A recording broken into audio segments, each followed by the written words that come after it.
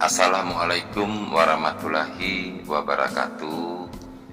Allahumma sholli ala Sayyidina Muhammadin wa ala alihi wa sahbihi wassalim. Semoga Anda dan keluarga selalu diberikan rahmat keislaman, rahmat keimanan, dan rahmat-rahmat yang baik-baik lainnya oleh Allah Subhanahu wa Ta'ala. Amin ya rabbal alamin. Pada edisi video kali ini dan juga pada edisi video sebelumnya, saya menjelaskan hanya bersifat sebagai edukasi dan informasi. Apabila ini baik, boleh dijadikan sebagai renungan atau sebagai informasi. Dan apabila ini tidak baik, abaikan saja. Dan pada edisi video kali ini kita akan mengupas tentang Nur Muhammad. Yang kita kupas adalah tentang hal-hal yang menghalangi aktifnya Nur Muhammad pada diri kita. Nur Muhammad itu tidak aktif karena adanya kesalahan yang kita perbuat pada diri kita. Pertanyaannya adalah, apakah hal-hal yang menghalangi itu sehingga Nur Muhammadnya tidak aktif?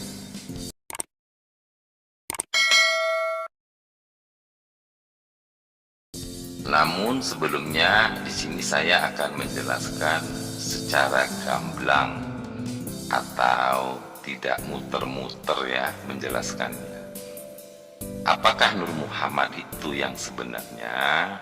Nur Muhammad itu sama dengan guru sejati atau guru mursyid sejati. Jadi dia sama ya, antara Nur Muhammad dengan guru sejati atau juga secara umum guru mursyid sejati ini sama. Pertanyaannya, bagaimanakah bentuknya Nur Muhammad itu? Bentuk dari Nur Muhammad itu yang bisa dipahami oleh seseorang itu adalah, yang pertama itu adalah rasa. Nah, di sini rasa itu adalah Nur Muhammad, atau bahasa Jawanya itu rasa-rasa. Rasa atau rasa ini juga terbagi atas beberapa bahagian. Ada di sini rasa hati, ada rasa pendengaran, ada rasa penglihatan, ada rasa penciuman. Banyaklah yang namanya rasa itu ya.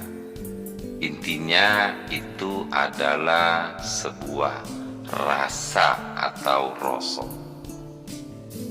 Nur Muhammad atau rasa atau rasa-rasa yang ada pada diri manusia ini tidak akan bisa aktif karena di sini ada kesalahan-kesalahan pada diri orang tersebut. Karena ada kesalahan pada diri orang tersebut, disinilah yang namanya Nur Muhammad itu tidak aktif. Di sini saya akan menjelaskan apakah kesalahan-kesalahan atau hal-hal yang tidak boleh kita perbuat. Yang pertama adalah seseorang itu tidak boleh mempunyai sebuah kodam atau pendamping atau makhluk-makhluk yang lain-lainnya pada diri orang tersebut. Pertanyaannya, mengapa demikian? Jawabannya adalah Allah itu tidak mau disekutukan. Allahu wahdahu la syarikalah, tiada sekutu baginya. Dan apabila orang tersebut sudah menyekutukan Allah, di sini termasuk orang tersebut punya suatu pegangan ilmu-ilmu. Di sini ada kodam pendampingnya, termasuk di sini ada jin, ada makhluk-makhluk. Kalau di bahasa Jawanya itu ada prewangannya, ada pulungnya, ada karuhunnya. Ini tidak boleh. Allah tidak mau disekutukan. Jadi pada seseorang yang masih memakai atau mempergunakan makhluk-makhluk tertentu pada dirinya, ini dipastikan akan gagal total. Disinilah Nur Muhammad tidak mau aktif, karena di sini orang tersebut sudah menyekutukan Allah. Lalu selanjutnya tentang hati. Seseorang itu hatinya harus benar-benar bersih. Tidak ada karat-karat yang menempel di hatinya. Kalau bahasa sederhananya, hatinya itu harus baik. Tidak ada penyakit-penyakit yang nempel di hatinya. Di sini banyak penyakit-penyakit yang nempel di hati orang tersebut. Ada penyakit hati yang siri, dengki, cemburu, sombong, angkuh. Juga di sini termasuk pelit. Nah, ini tidak boleh. Jadi seseorang itu harus benar-benar bersih hatinya. Lalu selanjutnya tentang akal. Nah, di sini akal seseorang itu juga harus bersih. Tidak boleh akalnya itu dipergunakan untuk yang tidak baik, untuk mengakal-ngakali, bersiasat yang tidak baik. Jadi harus benar-benar bersih akalnya. Lalu selanjutnya tentang ibadah, tentang jihad, dan tentang adab. Nah, di sini ibadah seseorang itu juga harus baik, harus istiqomah. Begitu juga tentang jihadnya itu di jalan Allah, harus benar-benar dilaksanakan. Dan juga tentang adabnya itu juga harus baik. Lalu selanjutnya tentang berbuat amal dan kebajikan. Seseorang itu juga harus baik di masyarakat, harus berbuat kebajikan, berbuat baik. Jadi semua ini harus baik. Di sini saya sebenarnya lebih fokus lagi dari yang pertama saya jelaskan, yaitu tentang masalah kodam pendamping. Ini sebenarnya saya lihat ya di masyarakat, banyak nih teman-teman kita atau saudara-saudara kita yang masih berbuat atau melakukan tentang bermain-main di hal-hal gaib ini. Permainan ini sebenarnya sangat-sangat dilarang, karena itu sudah suatu perbuatan yang musyrik, yang menyekutukan Allah. Ini sebenarnya sangat tidak boleh dilakukan ini. Di sini dipastikan apabila seseorang itu mau mengaktifkan Nur Muhammadnya, tetapi seseorang itu masih melakukan hal-hal seperti itu, masih mempunyai kodam pendamping, makhluk-makhluk yang lain di dirinya, ini tidak nyambung. Tidak akan bisa seseorang itu aktif Nur Muhammadnya. Di sini juga saya banyak melihat ya, banyak juga orang-orang itu yang mengatakan bahwa Nur Muhammadnya itu aktif. Tetapi di sini orang tersebut mempunyai kadam, mempunyai perewangan atau pendamping-pendamping makhluk-makhluk yang lain. ini sebenarnya suatu kebohongan. Di sini juga secara pribadi saya boleh ya untuk sedikit memberikan suatu kunci rahasia tentang Nur Muhammad ini. Di sini apabila kita melihat ada seseorang, orang itu di sini ada kodam pendampingnya atau ada makhluk-makhluk lain di dirinya, dan orang tersebut mengatakan Nur Muhammad saya aktif. Ini kita tidak boleh percaya, karena di sini yang aktif itu bukan Nur Muhammadnya, tetapi yang aktif itu adalah makhluk pendampingnya. Jadi dia beda ya. Di sini kita tidak boleh percaya. Apabila seseorang itu aktif Nur Muhammadnya, orang tersebut tidak mempunyai kodam pendamping atau makhluk-makhluk lain yang ada di dirinya. Ini tidak punya. Jadi orang tersebut itu pintar, bisa mengetahui, bisa merasakan itu dari diri dia sendiri.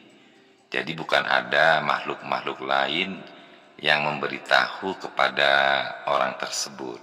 Ada bedanya di sini ya. Di sini juga timbul suatu pertanyaan, mengapa begitu sulitnya untuk agar supaya Nur Muhammad itu aktif.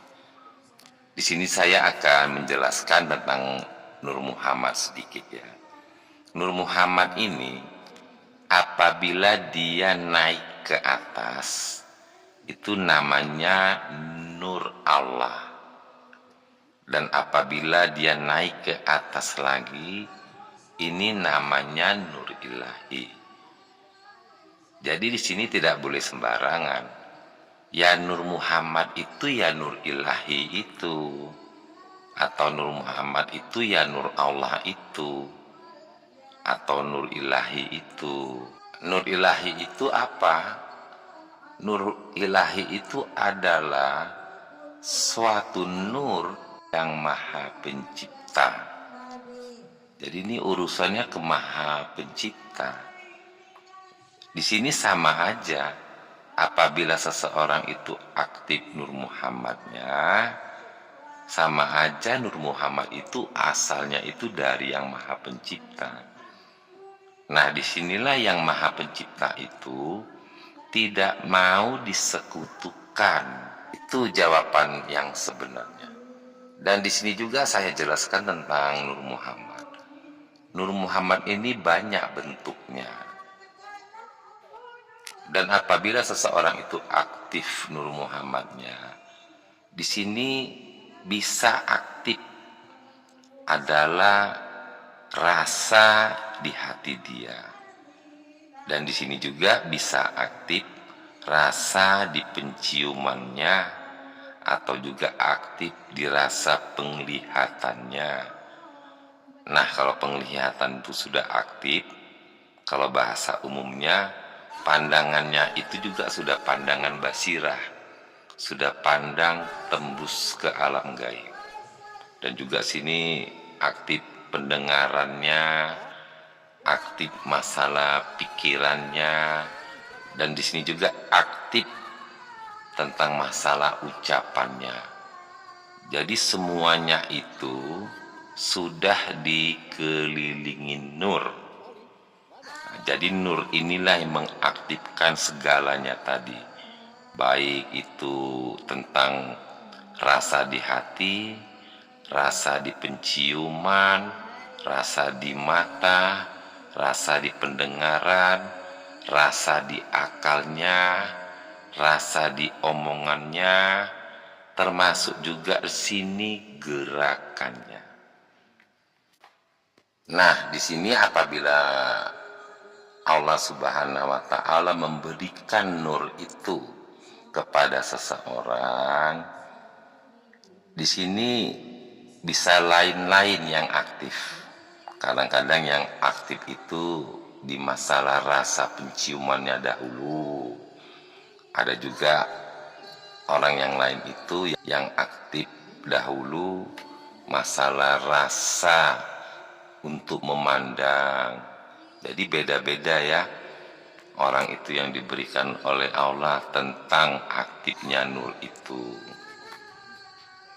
Jadi sekali lagi saya menjelaskan, apabila seseorang itu masih mempunyai kodam pendamping, perewangan, pulung, karuhun, ataupun ada makhluk-makhluk lain yang bersarang di diri orang tersebut, dipastikan di sini Nur Muhammadnya tidak akan mau aktif. Jawabannya adalah Allahu wahdahu la syarikalah, tiada sekutu baginya. Itu saja ya buat para teman-teman dan sedulur. Semoga informasi ini bisa bermanfaat. Mohon maaf apabila ada kata-kata yang menyinggung, apalagi kepada teman-teman kita yang profesinya begitu ya. Mohon maaf sebelumnya. Di sini saya bukan ada maksud membongkar-bongkar, tidak begitu juga ya. Di sini hanya saya menjelaskan tentang hak daripada Nur Muhammad itu. Dan juga mohon maaf apabila ada kata-kata yang kurang berkenan atau kurang pas di dalam penyampaiannya. Mohon maaf ya. Terima kasih. Wabillahi taufiq wal hidayah. Assalamualaikum warahmatullahi wabarakatuh.